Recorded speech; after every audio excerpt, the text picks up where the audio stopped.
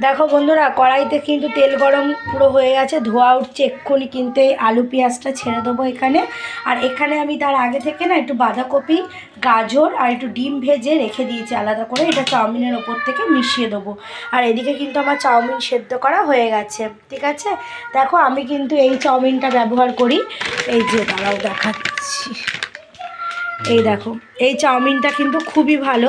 Veg hakka চাউ লেখা আছে। আমি কিন্তু কোনো অ্যাড দিচ্ছি না বন্ধুরা, যেটা আমি মানে খাই সেটাই তোমাদের সাথে জাস্ট একটু শেয়ার করে দিলাম। চলো তাহলে, এবারে এইটা তো ভাজা হয়েই গেছে আর তেল কিন্তু ধোয়া উঠছে, আলুটা ছাড়া হবে। দাঁড়াও আলুটা ছেড়ে দিই। দেখো আলুটা ছেড়ে দিলাম। এর মধ্যে কিন্তু আর বেশি কিছুই দেবো না, কেন আমার ছোট্ট সোনা মা খায় বলে না বেশি লঙ্কা বা ম্যাগি মশলা কিছুই দিতে পারি না। ম্যাগি মশলা দিলে একটু টেস্টি হয়, কিন্তু সেটা আমরা দিতে পারি না আমার সোনা মায়ের জন্য। ঠিক আছে, চলো তাহলে, কে কে চাউমিন খেতে ভালোবাসো অবশ্যই কমেন্ট করে জানাও। এই যে পুরো ফাইনাল লুক, খুব ঝুরঝুরে হয়েছে বন্ধুরা, একটার সাথে একটা গায়ে লাগেনি।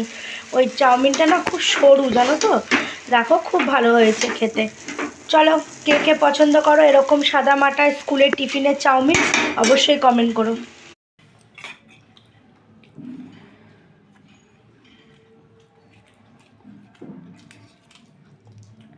বন্ধুরা, 1 জানুয়ারির সকালে কিন্তু আমি চাউমিন নিয়ে বসে পড়েছি, বুঝলে।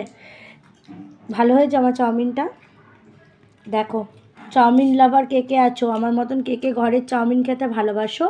এসব চাউমিন কিন্তু আমরা স্কুলের টিফিনে নিয়ে যেতাম, বলো বন্ধুরা। পুরো মায়ের হাতে নর্মাল চাউমিন, কিচ্ছু নেই এর মধ্যে। এই জন্য আমিও আমার সোনা মায়ের জন্য কিন্তু এরকমই চাউমিন রান্না করি। কেমন লাগলো ভিডিওটা অবশ্যই কমেন্ট করে জানিও। টাটা।